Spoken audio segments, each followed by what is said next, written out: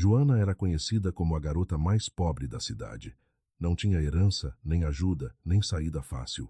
O único bem da família era um carro velho, e ela vendeu.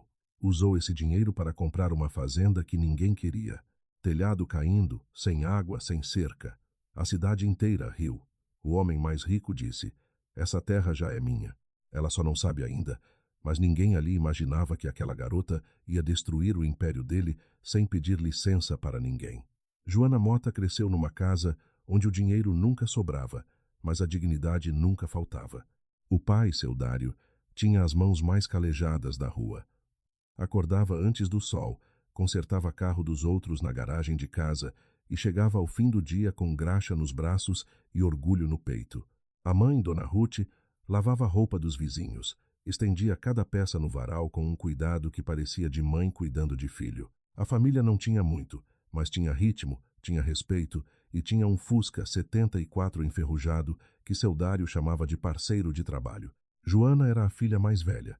Tinha 22 anos, olhos que não largavam fácil de uma ideia e uma teimosia que a mãe chamava de defeito e o pai chamava nos dias bons de virtude. Ela cresceu ouvindo de todo lado que gente pobre não sonha, apenas sobrevive. Ouvia, mas nunca acreditou. Numa tarde de semana, Joana estava ajudando o pai a organizar papéis de um cliente quando encontrou um documento que não era daquele cliente. Era uma intimação bancária antiga, jogada entre outras folhas sem importância. O nome no papel era Fazenda Novo Horizonte. Ela não conhecia, perguntou ao pai. Ele deu de ombros, disse que era aquela terra lá no limite da cidade, abandonada há anos, que o último dono tinha morrido endividado. Ninguém quis mais. Banco tomou. Joana dobrou o papel, guardou no bolso e foi embora sem dizer mais nada. Nos 2 dias seguintes, ela pesquisou tudo o que encontrou sobre a fazenda. O terreno era acidentado em alguns pontos. A sede estava com telhado cedendo. O pasto tinha sido tomado pelo capim na valha, e a reputação do lugar era de terra amaldiçoada. 4 anos penhorada ao banco. Nenhuma proposta apresentada. Ela foi ao banco, conversou com o atendente mais novo que encontrou no balcão, fez perguntas simples e voltou para casa com uma certeza que não cabia no peito. À noite, sentada na mesa da cozinha com um caderno de anotações na frente, Joana fez as contas. Eram contas que não fechavam do jeito que a maioria fecharia, mas fechavam de um jeito que ela entendia, com tempo, trabalho e uma entrada. Que doce agora para não doer sempre. O único bem de valor real que a família tinha era o Fusca do pai. Ela dormiu pouco naquela noite. Na manhã seguinte, Joana sentou com seu Dário antes de ele ir para a garagem e contou tudo. Falou da fazenda, do financiamento, da entrada que precisava. Seu Dário ouviu em silêncio até o fim. Depois levantou da cadeira, pegou o pano que usava para limpar as mãos e ficou olhando pela janela por um tempo que pareceu longo demais. Não disse sim, não disse não, disse preciso pensar. Mas Joana já tinha tomado a decisão. Vendeu o Fusca por 3.200 roles. Assinou o financiamento com o histórico de crédito ralo que tinha no limite do que o banco aceitou. E quando chegou em casa com os papéis assinados, seu Dário já sabia. Alguém da cidade tinha ligado antes dela chegar. Ele não chorou de emoção, chorou de vergonha e de raiva. Virou as costas para a filha dentro de casa, foi até a garagem, sentou na soleira, onde o carro sempre esteve, e ficou olhando para o chão vazio por horas. Dona Ruth não conseguiu olhar nos olhos de Joana por 3 dias. O silêncio daquela semana pesava mais do que qualquer briga, e Joana dormia sentindo esse peso nas costas. A notícia varreu o Cruzeiro do Vale em menos de 2 dias. Na padaria, no salão, na frente da igreja, a filha do Dário comprou a fazenda Novo Horizonte, a mesma que todo mundo sabe que não presta, com o carro do pai. A risada vinha junto com a notícia, como se uma não existisse sem a outra. A humilhação mais pesada veio numa tarde de sexta-feira, na fila do mercado. Joana estava com uma cesta pequena na mão, arroz, feijão, o básico para a semana. Quando o homem atrás dela, um comerciante que conhecia o pai desde sempre, disse em voz alta para o amigo do lado, sem nem fingir que era conversa particular: "É ela a que comprou aquela fazenda podre com o dinheiro do carro do pai."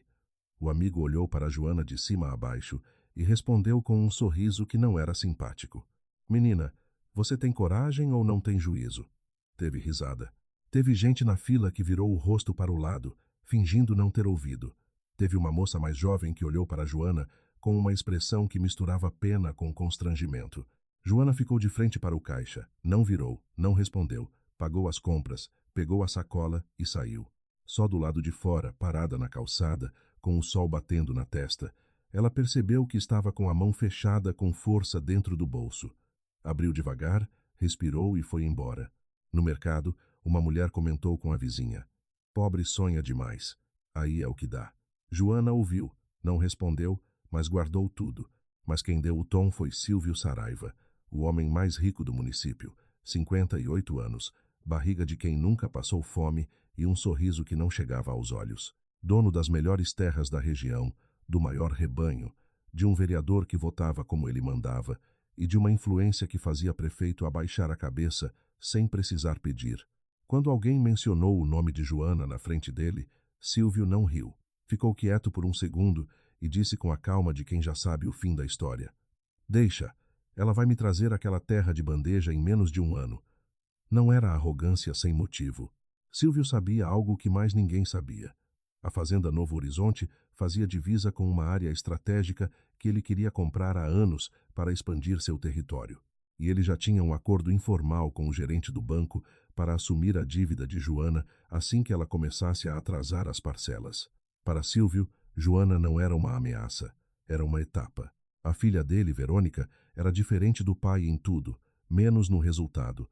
Ela não era calculista, era cruel por prazer. 24 anos, carro importado que o pai pagou e uma necessidade constante de que todo mundo soubesse que ela estava acima. Quando a história de Joana virou o assunto, Verônica filmou o Fusca enferrujado ainda parado na rua antes de ser levado e postou nos stories com um sorriso. "Gente, alguém sabe de quem é esse carro? Tô preocupada com o visual da cidade." Riu. Os seguidores riram junto. Joana viu, guardou. No sábado seguinte, ela pegou as poucas coisas que cabia numa mochila, colocou um colchão fino no banco traseiro de um carro emprestado e foi até a Fazenda Novo Horizonte pela primeira vez como dona. O que ela encontrou lá fez o estômago virar. A sede estava com parte do telhado, cedida para dentro. A cerca estava destruída em vários pontos. O pasto não aguentaria um boi magro. Não tinha água encanada, funcionando. Não tinha energia elétrica. Não tinha nada que lembrasse um lugar habitável. O mato tinha tomado conta de tudo com uma força que parecia deliberada, como se a terra estivesse de propósito testando quem chegasse. O vizinho mais próximo, um homem de 60 anos chamado Cido Ferreiro, apareceu na divisa quando viu o carro parar. Cruzou os braços, olhou o terreno, olhou Joana e disse sem cerimônia: "Mais uma que vai jogar dinheiro nessa terra maldita. Volta para a cidade, menina." Joana olhou para ele, depois olhou para o terreno. Depois foi até o galpão, pegou uma enxada que estava encostada na parede, coberta de ferrugem, e começou a trabalhar. Cid ficou um tempo olhando do outro lado da cerca, depois foi embora sem dizer mais nada. Naquela noite, Joana dormiu no colchão no chão da sede, com o telhado rangendo no vento lá em cima. Ficou olhando para o teto com os olhos abertos por um tempo, ouvindo os barulhos do lugar, se perguntando se tinha errado. Mas pela manhã ela levantou antes do sol e foi trabalhar. O que ela ainda não sabia era que do outro lado da cidade, Silvio Saraiva estava tomando café com o gerente do banco e os dois conversavam sobre ela com a tranquilidade de quem resolve um detalhe pequeno. Silvio Saraiva não nasceu rico. Ele gostava de lembrar disso quando queria impressionar alguém. Dizia que havia construído tudo com as próprias mãos, que havia trabalhado enquanto os outros dormiam, que cada hectare tinha suor seu. E era verdade, em parte. O que ele deixava de fora era o resto, as manobras, os acordos feitos em silêncio, as famílias que ficaram pelo caminho sem entender direito o que tinha acontecido com suas terras. Aos 58 anos, Silvio era o tipo de homem que enchia o ambiente sem precisar levantar a voz. Chegava num lugar e as pessoas ajustavam a postura, não por medo declarado, mas por um instinto antigo de que aquele homem tinha algo que a maioria não tinha, a capacidade de esperar. Paciência era a arma principal de Silvio. Ele não resolvia problemas com pressa, ele os deixava madurar. Por isso, quando o nome de Joana Mota começou a circular pela cidade junto com a história da fazenda, Silvio não sentiu nada que se parecesse com preocupação. Sentiu uma satisfação discreta, A fazenda Novo Horizonte estava na fronteira de uma área que ele queria incorporar ao seu território há quase uma década. Tentou comprar quando o antigo dono ainda estava vivo. Não conseguiu. Tentou negociar com o banco assim que o terreno foi penhorado. O processo travou em burocracia. E então apareceu Joana. Vendeu o carro do pai. Assinou um financiamento no limite do crédito que tinha. E Silvio entendeu que o destino tinha um senso de humor. Ele foi ao banco numa manhã de segunda-feira. Pediu para falar com Hélio Brunt, o gerente, e os dois tomaram café na sala dos fundos com a porta fechada. A conversa foi curta. Hélio sabia o que Silvio queria antes de ele terminar a primeira frase. O acordo era simples. Assim que Joana atrasasse as parcelas, e Hélio achava que seria questão de meses, Silvio assumia a dívida nos termos que quisesse. A fazenda voltaria para as mãos certas. Hélio receberia o que sempre recebia por esse tipo de favor. Silvio voltou para casa satisfeito. Não havia pressa, só precisava esperar. O problema era a filha. Verônica Saraiva tinha 24 anos e herdou do pai a necessidade de vencer. Só que no pai isso se traduzia em estratégia. Em Verônica, se traduzia em crueldade rápida e visível. Ela não conseguia ver alguém subindo sem precisar empurrar de volta. Era maior do que ela esse impulso, uma coceira que só parava quando a outra pessoa demonstrava que havia caído. Quando a história de Joana virou comentário na cidade, Verônica não perguntou para o pai o que fazer. Simplesmente pegou o celular, foi até a rua onde o Fusca ainda estava parado antes de ser levado, filmou o carro enferrujado e postou nos stories com a legenda: "Gente, alguém sabe de quem é esse carro? Tô preocupada com o visual da cidade", deu risada, olhando para a câmera. Os seguidores responderam em segundos. Silvio viu o story mais tarde e não disse nada para a filha. Por dentro achou desnecessário, não por empatia, por estratégia. Chamar atenção para um adversário que você quer engolir em silêncio é erro de principiante, mas Verônica nunca teve paciência para a estratégia. Joana viu o vídeo naquela mesma noite deitada no colchão no chão da sede. Ficou olhando por alguns segundos, não respondeu. Fechou o aplicativo e colocou o celular de lado, mas guardou. A fazenda não era só abandonada, era um acúmulo de problemas empilhados, cerca destruída, sem água encanada, sem energia. Cada litro de água era carregado. O celular carregava no carro de um vizinho distante que deixava a tomada do lado de fora por gentileza, mas não gostava de conversa. Joana decidiu começar pelas aves caipiras e pelos suínos. Ciclo curto, área menor, mercado local que ninguém estava abastecendo direito. A rotina era brutal. Acordava com o sol, trabalhava até anoitecer, comia o que tinha, dormia pesado. Os primeiros dias foram de limpeza pura. Cortar capim na valha, recolher entulho, remendar cerca com arame encontrado no fundo do galpão. As mãos foram abrindo rachaduras antes do fim da primeira semana. O vizinho Cido Ferreiro aparecia às vezes na divisa, olhava o trabalho e ia embora sem falar. Uma vez ficou parado mais tempo do que o costume, como se estivesse prestes a dizer algo, mas virou as costas antes. Foi numa tarde de quinta-feira que seu Dário apareceu. Joana estava de costas, trabalhando na cerca, quando ouviu passos na terra seca. O pai estava na entrada com uma muda de alface na mão e o orgulho todo dobrado dentro do peito. Ficou olhando o terreno, a sede, o galpão com a porta improvisada de tábua velha. Não disse nada. Foi até o galpão, encostou a muda de alface na parede, pegou uma enxada e foi trabalhar do lado da filha sem abrir a boca. Os dois ficaram assim até o sol baixar, lado a lado, em silêncio, com a terra na mão. Nenhum dos dois falou sobre aquele momento, nunca. Mas a partir daquele dia, seu Dário voltou. Nem todo dia, mas voltou. As cercas foram tomando forma. Os primeiros animais chegaram num sábado, num caminhão velho que cobrou mais pelo frete do que ela queria gastar. Ela pagou sem reclamar. Parecia que o pior havia passado. Na segunda-feira seguinte, um homem com pasta na mão e plaquinha da prefeitura apareceu na entrada da fazenda, entregou um envelope sem fazer contato visual e disse apenas: "A senhora vai precisar assinar o recebimento. Auto de infração. Denúncia anônima de irregularidade ambiental. Todas as atividades comerciais suspensas com efeito imediato." Joana leu o documento 3 vezes. Olhou para o homem que já estava voltando para o carro. Do lado de fora da cerca, as aves caminhavam no terreno sem saber que acabavam de virar um problema sem solução à vista. E em algum lugar da cidade, Silvio Saraiva tomava o café da tarde sem pressa, exatamente como havia planejado. O auto de infração era uma folha de papel, mas pesava como uma pedra. Joana leu o documento pela quarta vez na manhã seguinte, sentada na soleira da sede com o café esfriando do lado. A denúncia era anônima. A irregularidade apontada era vaga. Possível impacto ambiental em área de preservação limítrofe, sem especificar o quê.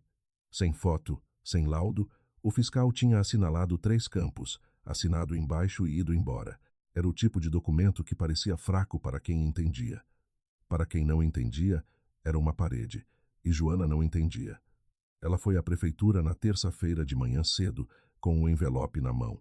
A atendente do balcão leu o número do processo, olhou para a tela e disse que precisava ir ao setor de meio ambiente.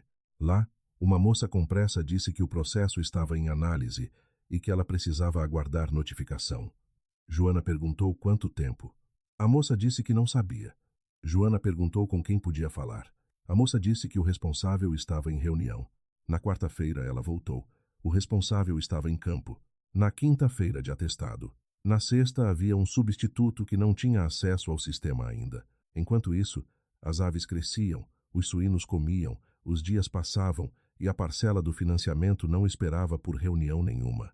Joana fez as contas no caderno numa noite e ficou olhando para os números por um tempo sem piscar. Se não conseguisse vender a primeira leva de frangos dentro de 3 semanas, não fecharia o mês. Não havia reserva, não havia plano B, havia a fazenda, os animais crescendo sem destino e um processo parado numa gaveta de alguém que nunca estava disponível. Ela não contou para o pai, não contou para a mãe. Dormiu mal por 5 noites seguidas. Na manhã da quinta noite, ela acordou antes do sol, como sempre. Foi até o cercado para verificar os animais e encontrou um dos leitões morto no canto do chiqueiro. Não havia sinal claro do que tinha acontecido. Doença, talvez. Estresse, talvez. Ela ficou agachada na frente do animal por um tempo, com a mão no joelho, olhando. Não era o prejuízo maior do mundo, mas era o que faltava para o peso da semana virar pesado demais. Ela se levantou devagar, deu 2 passos em direção ao galpão e teve que parar. Encostou a mão na cerca de madeira, fechou os olhos por alguns segundos. O cansaço havia chegado de um jeito que não era só físico. Era o tipo que vem quando o corpo decide cobrar de uma vez tudo que a cabeça mandou ignorar. Ficou ali parada, respirando até a tontura passar. Depois foi buscar uma pá. Cuidou do que precisava ser cuidado, lavou as mãos na torneira do lado de fora e voltou para dentro. Fez café. Sentou, pegou o caderno, não contou para ninguém. Nelson tinha 38 anos, e o tipo de rosto que carrega cansaço limpando a garganta, mesmo quando está descansado. Tinha voltado para Cruzeiro do Vale 2 anos antes, depois de uma carreira destruída na capital, por um erro ético que ele mesmo admitia sem rodeios quando alguém perguntava. Vivia no apartamento da mãe, trabalhava em pequenos serviços jurídicos que mal pagavam as contas e tinha um histórico de alcoolismo que estava em remissão, instável, mas em remissão. Era vizinho de infância da família Mota. Encontrou Joana na calçada, em frente à prefeitura, com uma pilha de documentos debaixo do braço e uma expressão que ele reconheceu, a de quem está começando a entender que o sistema foi feito para cansar antes de ajudar. Ele perguntou o que estava acontecendo. Ela contou. Ele pediu para ver os papéis. Ela hesitou, não por desconfiança, mas porque estava acostumada a resolver as coisas sozinha. Depois entregou. Nelson ficou em silêncio, lendo por alguns minutos ali mesmo na calçada, com o sol batendo na nuca. Depois disse, isso aqui tem problema. Deixa eu olhar com calma. Não prometeu nada, pegou os documentos e foi embora. Joana voltou para a fazenda sem saber o que esperar. 3 dias depois, Nelson ligou. Tinha encontrado 2 irregularidades. A denúncia não tinha protocolo de origem, registrado corretamente, o que a tornava formalmente inválida como base para o auto. E o prazo de notificação prévia exigido por lei não havia sido respeitado. Além disso, o auto tinha sido lavrado num sábado à tarde, fora do horário normal do fiscal responsável, incomum o suficiente para levantar questão. Joana ouviu tudo em silêncio. Depois perguntou, e isso resolve? Nelson disse que ia tentar. Entrou com recurso administrativo na segunda-feira. Em 10 dias o auto foi derrubado por vício de forma, as atividades liberadas. Joana recebeu a notícia numa tarde e ficou parada por um momento no meio do terreno, olhando para as aves no cercado. Respirou fundo, não comemorou em voz alta, voltou a trabalhar. Mas enquanto ela respirava aliviada, Silvio recebia a mesma notícia pelo telefone. Ficou em silêncio por alguns segundos, depois disse para quem estava na linha: "Tudo bem, muda o plano." O novo movimento foi mais silencioso e mais letal. Silvio visitou os 3 principais compradores do mercado local: o dono do açougue maior da cidade, o gerente do supermercado da Avenida Central e o responsável de um atacadista regional. Com cada um, a conversa foi diferente no tom, mas idêntica no recado. Quem compra de Joana Mota cria problema com o fornecimento dele. Não era ameaça direta. Era uma observação do tipo que homens como Silvio fazem com naturalidade e que os outros entendem sem precisar que ninguém explique 2 vezes. Os 3 compradores cederam. Joana não soube disso de imediato. Soube quando a primeira leva de frangos estava pronta, 64 aves no ponto certo, criadas no tempo certo, e foi oferecer ao açougue. O dono a recebeu com cordialidade, olhou os frangos, disse que estavam bons e então olhou para o lado. "Estou bem abastecido no momento, talvez em outro momento no supermercado. Não estamos comprando de fornecedor novo agora." No atacadista nem chegou a falar com o responsável. A secretária disse que podia deixar contato. Ela deixou. Nunca ligaram de volta. Joana voltou para a fazenda no final daquela tarde, com 64 frangos prontos e nenhum comprador. Sentou na entrada do galpão, olhou para os animais e ficou quieta por um tempo longo. O prazo da parcela estava a 12 dias. Não havia mais margem para esperar que alguém ligasse de volta. Foi então que ela tomou uma decisão que ninguém havia previsto, nem Silvio, nem Nelson, nem o próprio pai. Se o mercado estava fechado, ela ia direto a quem compra. Joana acordou na sexta-feira de manhã com uma clareza que às vezes só vem depois de uma noite ruim. Ela tinha passado a quinta-feira inteira tentando encontrar uma saída dentro do sistema que a havia fechado. Ligou para 2 mercadinhos menores da cidade. Um disse que já tinha fornecedor. O outro pediu prazo para pensar e nunca mais atendeu. Ficou sentada no final da tarde, olhando para os frangos no cercado, com aquela sensação específica de quem está vendo o tempo escorrer sem conseguir segurar. Mas de manhã, enquanto enchia os bebedouros no primeiro clarão do dia, alguma coisa encaixou. Ela não precisava de intermediário, ela precisava de comprador. E comprador havia aos montes toda semana, na feira livre de sábado, a 3 quilômetros dali, pagando mais caro por frango industrial embalado em isopor do que ela precisaria cobrar pelo dela, criado solto, alimentado sem ração industrializada, pronto para ir direto da fazenda para a panela. Ela ligou para Nelson naquela noite, contou o plano. Ele ficou em silêncio por um segundo e disse: "Faz isso." Depois ligou para o pai. Seu Dário ouviu. Perguntou quanto ela precisava para montar a barraca. E quando ela disse o valor, ele disse apenas: "Eu busco você às 5 da manhã." O sábado amanheceu com céu limpo e aquele frio fino de manhã cedo que faz a feira cheirar a café e terra molhada. Seu Dário chegou pontualmente às 5 com o carro emprestado do sobrinho.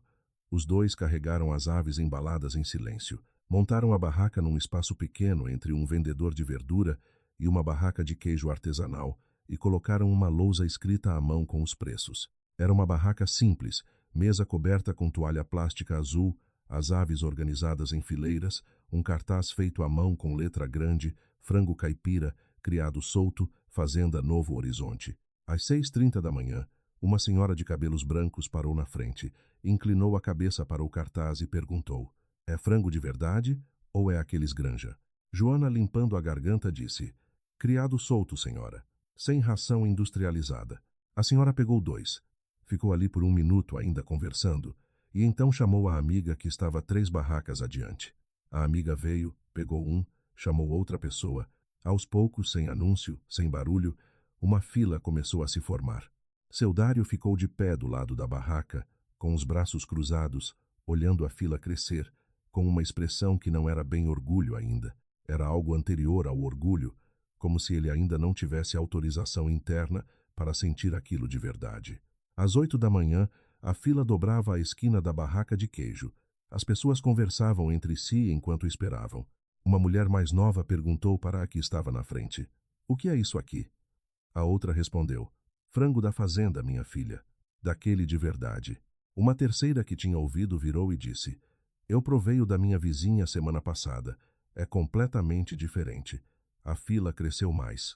Dona Ruth chegou às 8h30 com um pote de doce de leite que ela tinha feito e não tinha planejado vender, só para ter o que fazer com as mãos.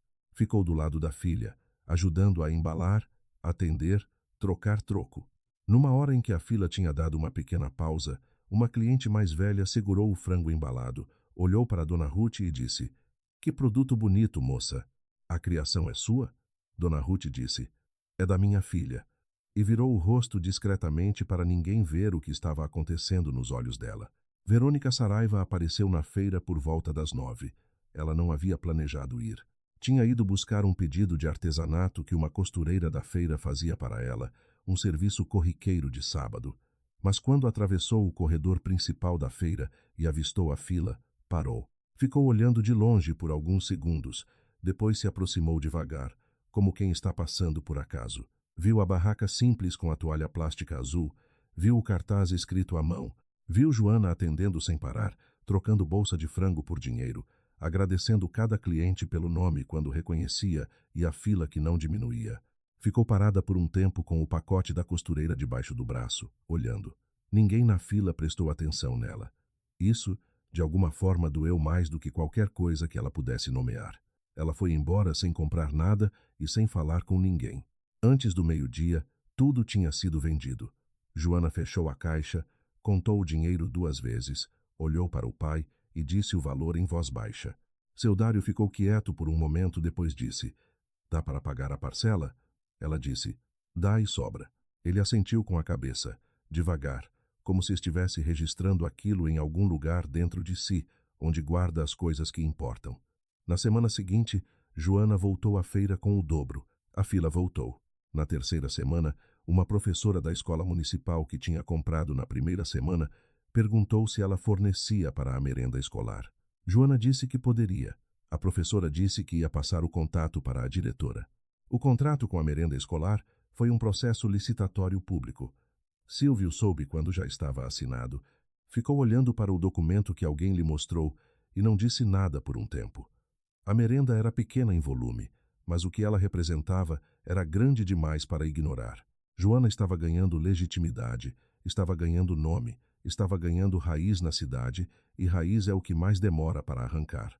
Silvio convocou Hélio Brant para uma reunião naquela semana. A conversa foi mais tensa do que as anteriores. Hélio disse que o processo de assumir a dívida precisava ser acelerado, que se Joana continuasse pagando as parcelas em dia, a janela para agir ia fechar. Silvio ouviu, olhou para o gerente por um momento e disse: "Então, acelera." O que nenhum dos dois sabia naquele momento era que havia um terceiro par de olhos no processo. Nelson Figueira tinha pedido a um contato no banco uma cópia informal dos registros de movimentação da dívida de Joana. O que ele encontrou nos documentos o fez sentar na beira da cama por um longo tempo, olhando para o papel com uma expressão de quem acabou de entender que o problema é muito maior do que parecia. Ele ainda não tinha certeza do que fazer com aquilo, mas sabia que precisava contar para Joana antes que Silvio fizesse o próximo movimento. E Silvio já estava planejando. Nelson demorou 2 dias para marcar a conversa com Joana. Não porque estava com dúvidas sobre o que encontrou, estava com dúvidas sobre como contar.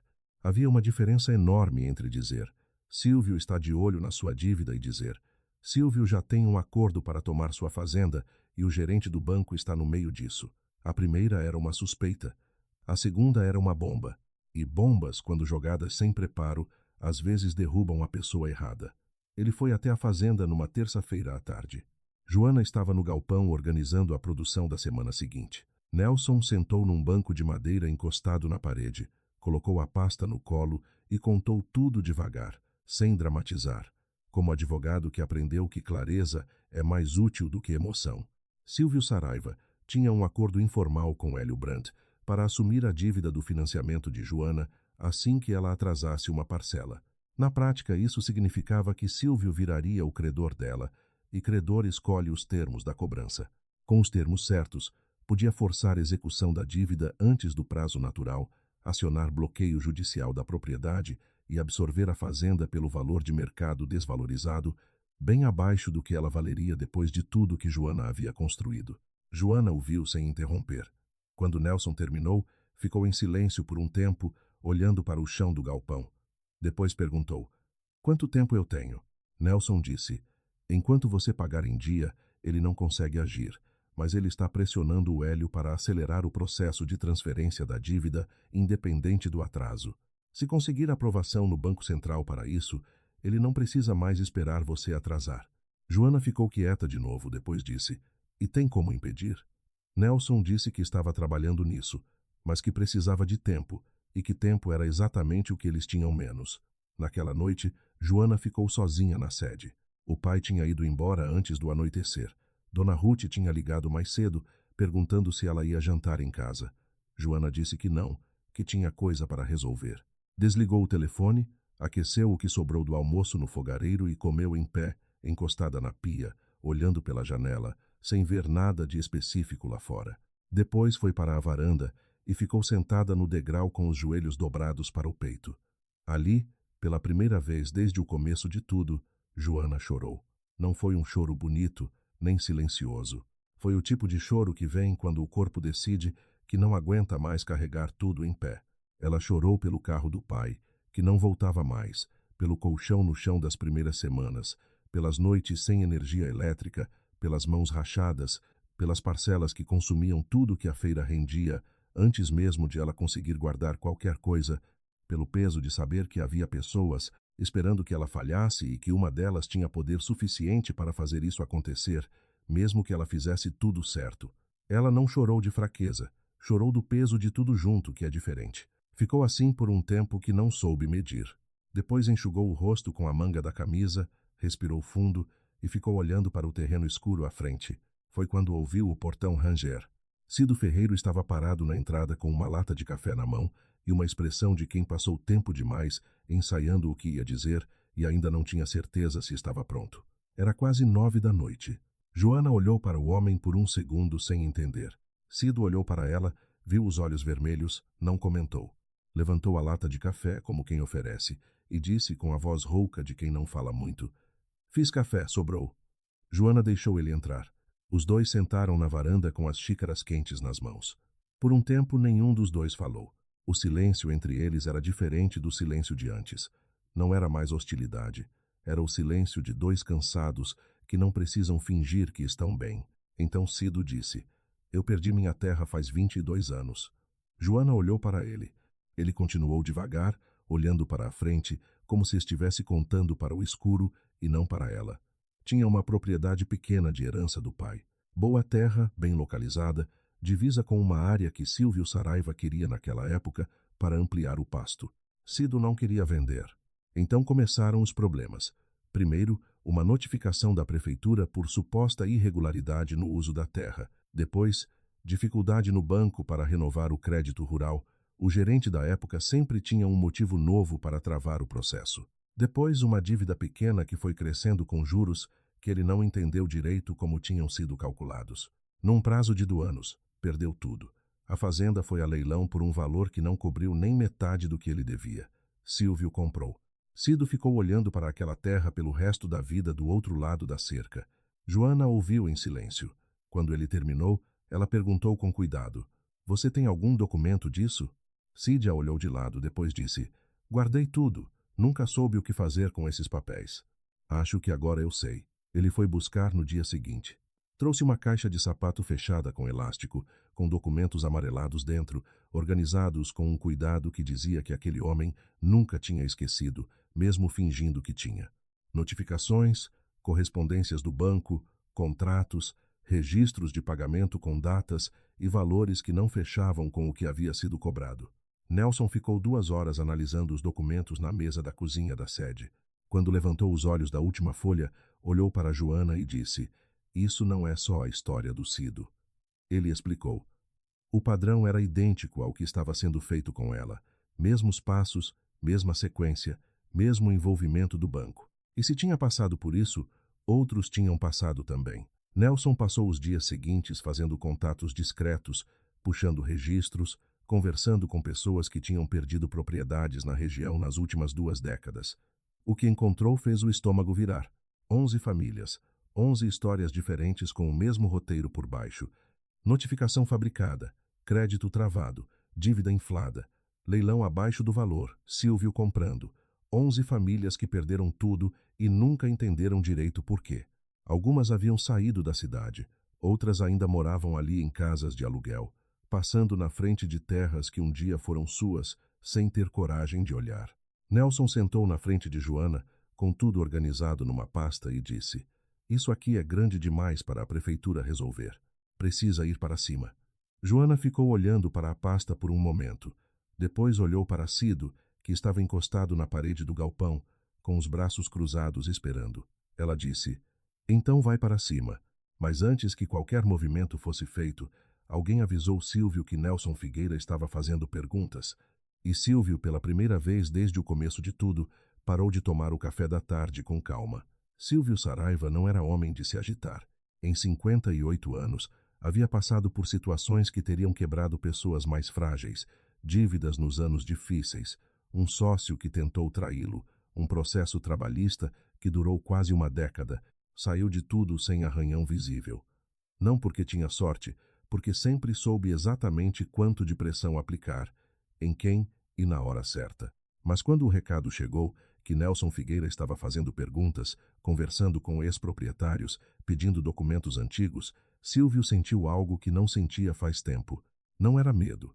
Era o reconhecimento de que alguém havia encontrado o fio certo para puxar. Ele chamou Hélio Brant para uma conversa naquela mesma noite. Fora do banco, num lugar sem câmera e sem funcionário por perto. Disse a Hélio que precisava que o processo de transferência da dívida de Joana fosse finalizado com urgência. Hélio disse que estava tentando, mas que havia uma auditoria interna em andamento no banco e que mexer em contratos naquele momento podia chamar a atenção errada. Silvio olhou para ele por um tempo sem falar, depois disse: "Você está me dizendo que não consegue?" Hélio disse que não era isso, que precisava de mais alguns dias. Silvio foi embora sem se despedir. Naquela noite, deitado no quarto da casa grande com as janelas fechadas, ele pensou pela primeira vez na possibilidade de que aquela garota podia ser um problema real. Não, a fazenda, a garota. Porque fazenda se resolve com dinheiro e pressão, mas gente com documentos, com um advogado que não tem nada a perder e com uma história que a cidade inteira está começando a acompanhar, isso é diferente. Ele decidiu que ia conversar com Nelson diretamente. Nelson recebeu o recado por um intermediário. Silvio Saraiva queria uma conversa informal, só para entender o que estava acontecendo, sem advogado, sem formalidade. Uma conversa de homens. Nelson ficou olhando para a mensagem no celular por um tempo. Depois ligou para Joana e contou. Ela ficou em silêncio. Então disse: "Vai, mas não sozinho." Nelson foi acompanhado de um colega de profissão que devia um favor a ele desde os tempos da capital. Os dois se sentaram numa mesa de restaurante com Silvio numa tarde de quarta-feira. Silvio estava sozinho, terno, sem gravata. Expressão de quem veio resolver e não brigar. Ele foi direto ao ponto. Disse que sabia que Nelson estava levantando questões sobre negócios antigos, que entendia que havia percepções equivocadas sobre como algumas transações haviam ocorrido no passado e que estava disposto a fazer uma proposta a Joana Mota. Comprava a fazenda pelo dobro do valor que ela havia pago, quitava o financiamento e ela saía sem dívida, com dinheiro no bolso e sem dor de cabeça. Era uma proposta generosa, e os dois sabiam por que ela era generosa. Nelson disse que ia transmitir, agradeceu o café, levantou e foi embora. Joana ouviu a proposta naquela mesma noite. Ficou em silêncio por um momento. Depois disse: "Não." Nelson não argumentou. Esperava aquela resposta. O que Silvio não sabia era que, enquanto ele tentava negociar, Nelson já havia enviado a pasta completa, os documentos de Cido, os registros das 11 famílias, as inconsistências nos contratos bancários para uma autoridade reguladora financeira em instância estadual. Não era o caminho mais rápido, mas era o caminho que não podia ser bloqueado com uma ligação para o prefeito ou uma conversa num restaurante. A resposta veio em forma de uma carta formal endereçada ao banco, solicitando esclarecimentos sobre irregularidades apontadas em contratos de financiamento rural no município de Cruzeiro do Vale nos últimos 20 anos. Io Brunt recebeu a carta numa manhã de segunda-feira e ficou pálido antes de terminar o primeiro parágrafo. Ele ligou para Silvio imediatamente. A conversa foi curta e tensa. Silvio disse para ele manter a calma, que era procedimento de rotina, que ia passar. Hélio disse que não era rotina e que havia nomes nos documentos, os dele inclusive ligados a operações que não resistiam a uma auditoria séria, que se aquilo fosse a fundo, ele respondia pessoalmente. Silvio desligou o telefone. Ficou sentado no escritório da fazenda por um tempo, olhando para a janela. Depois ligou para o advogado mais caro que conhecia, de uma cidade maior, que havia resolvido problemas maiores do que esse no passado. O advogado ouviu o resumo da situação e disse com a segurança de quem já viu esse tipo de processo de perto: carta de solicitação de esclarecimento não é abertura de inquérito, é protocolo. Com a documentação certa, a gente responde e o processo é arquivado em 60 dias. Já fiz isso 10 vezes. Silvio desligou o telefone com outra expressão, mais calma. 2 dias depois, o advogado protocolou uma resposta formal densa, com pareceres técnicos e documentos que justificavam cada operação dentro de uma narrativa cuidadosamente construída. Era o tipo de resposta que confunde quem não tem estrutura para contestar. Burocracia como escudo. Nelson recebeu uma cópia da resposta e ficou lendo em silêncio por um tempo. Depois ligou para Joana e disse com cuidado: ele tem um advogado bom. A resposta deles é forte no papel. Houve uma pausa, então completou: mas tem um problema. Eles responderam com documentos que contradizem o que o Hélio já entregou. E isso não foi erro, foi desespero. Ficou sentado no escritório da fazenda por um tempo, olhando para a janela com o silêncio de quem está recalculando tudo. Pela primeira vez em décadas, os números não fechavam do jeito que ele queria. O Brant durou 3 semanas antes de procurar um advogado por conta própria. O que o advogado dele disse foi simples. A posição de Hélio era a mais exposta de todas. Silvio tinha dinheiro para segurar um processo longo. Hélio não tinha. E os documentos que Nelson havia apresentado colocavam o gerente como o elo operacional de tudo, o que tecnicamente o tornava mais vulnerável do que o homem que havia dado as ordens. Hélio pediu colaboração com a investigação em troca de redução de responsabilidade. Entregou e-mails, entregou registros internos, entregou a memória de conversas que ele havia documentado por precaução ao longo dos anos numa pasta num HD externo que ficava num armário da casa dele, seguro que ele achava que nunca precisaria abrir. Quando Nelson recebeu o conteúdo daquela pasta, ficou sentado na frente do computador por um longo tempo sem falar. Depois ligou para Joana e disse: acabou para ele. Joana perguntou: tem certeza? Nelson disse: tem coisas aqui que ele não consegue explicar com nenhuma história. A cidade começou a sentir que algo estava acontecendo antes de qualquer confirmação oficial. Eram sinais pequenos. O carro de Silvio, que parou de aparecer nos lugares de sempre. Verônica, que cancelou um evento que havia divulgado. Hélio Brant, que tirou licença médica do banco, sem aviso prévio. Cruzeiro do Vale era pequena o suficiente para que ausências falassem mais alto do que palavras. Na feira do sábado seguinte, uma mulher mais velha que comprava frango de Joana toda semana chegou na barraca e disse sem que ninguém tivesse perguntado: ouvi dizer que o Silvio está com um problema sério. Joana não confirmou nem negou. Disse que não sabia de nada e agradeceu a compra.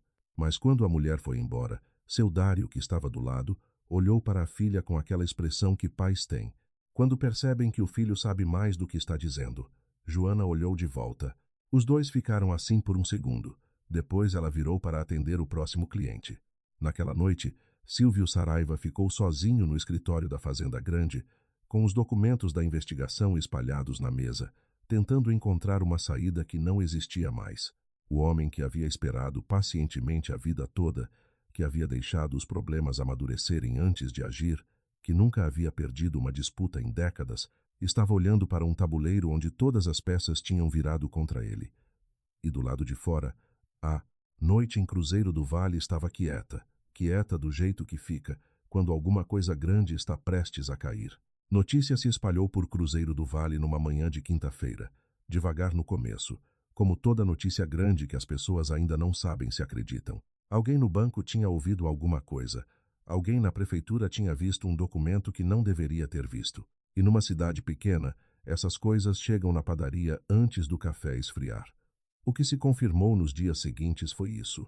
Silvio Saraiva estava sendo investigado por um conjunto de irregularidades em contratos de financiamento rural ao longo de 2 décadas.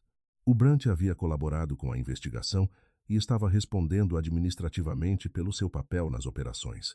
As propriedades de Silvio entraram em bloqueio judicial enquanto o processo corria. Não havia julgamento ainda, não havia sentença, mas havia algo que para uma cidade do tamanho de Cruzeiro do Vale pesava mais do que qualquer tribunal. O nome de Silvio Saraiva estava em documentos oficiais ao lado de palavras que ele havia passado a vida inteira, convencendo as pessoas de que jamais se aplicariam a ele. Silvio não saiu na rua nos primeiros dias. Ficou na fazenda grande com os advogados entrando e saindo, telefone sempre na mão, expressão fechada. O vereador que votava como ele mandava parou de atender às ligações. O prefeito, que havia facilitado as vistorias fabricadas meses antes, pediu exoneração antes que qualquer investigação chegasse até ele, o que não o livrou de responder administrativamente depois, mas era o tipo de cálculo que homens assim fazem quando sentem o chão se mexer. A fazenda de Silvio, que havia sido construída sobre décadas de expansão silenciosa, estava paralisada. Os funcionários trabalhavam sem saber se iam receber no fim do mês. O gado estava lá, mas o dono não tomava decisão nenhuma. Era como ver uma engrenagem grande que perdeu o eixo central. Tudo ainda de pé, mas nada funcionando. Verônica sumiu sem avisar. Numa manhã de terça-feira, o apartamento dela estava fechado e o carro importado havia sido vendido. Ninguém soube dizer exatamente quando ela foi embora. A cidade notou a ausência com aquela indiferença específica reservada para quem sempre foi grande demais para ser lembrado quando para de ser conveniente. O perfil dela nas redes ficou parado, o último post sendo a foto na fazenda do pai com a legenda: "Isso é o que uma fazenda de verdade parece."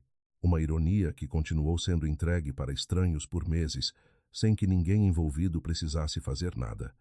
Cido Ferreiro soube do bloqueio judicial numa tarde, enquanto estava na varanda de casa. Ficou quieto por um tempo longo, olhando para o terreno do outro lado da cerca, o mesmo terreno que havia sido dele, que havia visto todos os dias por 22 anos, sem conseguir olhar de frente. Ele não comemorou, não ligou para ninguém. Foi até a cozinha, fez café, voltou para a varanda e ficou sentado até anoitecer.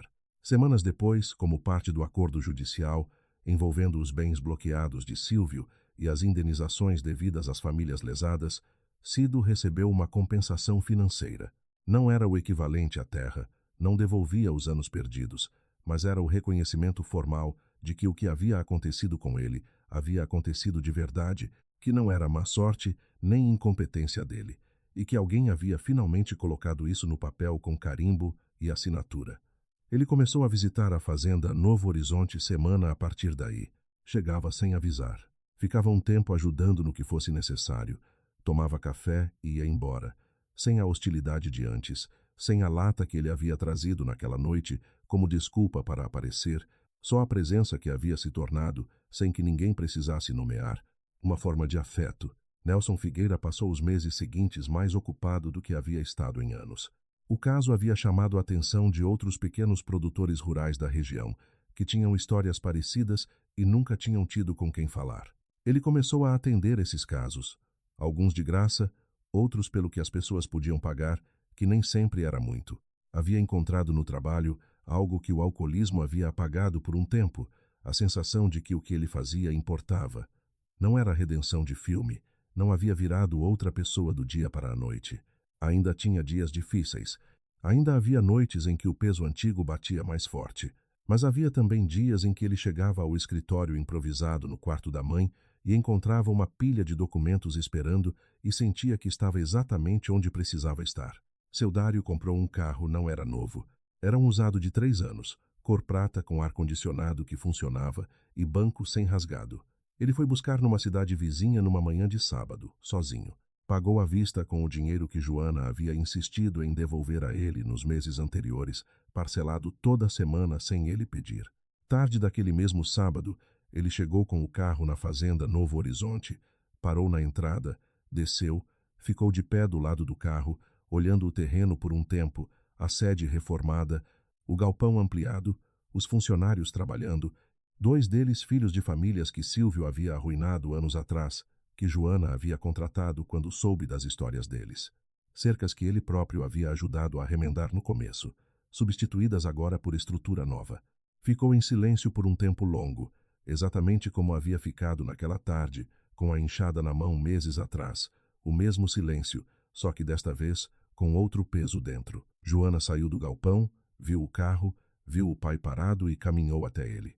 Ficaram os dois na entrada da fazenda, olhando para o terreno juntos, sem dizer nada, como já tinham feito antes e como fariam outras vezes. Depois, seu Dário disse, sem virar para ela. Tá bonito, ela disse. Tá. E foi o suficiente. Dona Ruth parou de lavar roupa dos outros. Não foi uma decisão anunciada. Foi uma manhã em que ela simplesmente não foi buscar o cesto da vizinha de cima e foi direto para a horta de Joana, que precisava de mãos para o plantio da semana. Ela trabalhou a manhã inteira, almoçou na sede com a filha, voltou para casa à tarde com terra nas mãos e um cansaço diferente no corpo. O tipo de cansaço que não pesa. Não voltou mais para o varal dos outros. Na última tarde, Joana estava na varanda da sede quando o sol começava a baixar. Tinha um caderno no colo. Estava fazendo anotações sobre o plantio da próxima estação, o que expandir, o que testar, quanto de área ainda não estava sendo usada e podia ser aproveitada. Era o mesmo caderno de sempre comprado numa papelaria barata da cidade, com a capa amassada de tanto uso. Ela não estava pensando em Silvio, não estava pensando em Verônica, não estava pensando na noite em que havia chorado sozinha na varanda, ou no auto de infração, ou nos frangos que não tinham comprador. Essas coisas tinham acontecido, tinham peso, mas não eram o que cabia no caderno. O caderno tinha páginas com anotações, tinha planos, tinha números que fechavam de um jeito que ela entendia. Era a mesma Joana que havia dormido no colchão no chão, que havia vendido o carro do pai e carregado esse peso por meses, que havia aprendido a criar frango, assistindo vídeo com internet no limite e a fazer cerca com arame enferrujado encontrado no fundo de um galpão abandonado. Só que agora o caderno tinha mais páginas escritas do que em branco. E para quem cresceu ouvindo que gente pobre não sonha, apenas sobrevive, isso era o suficiente.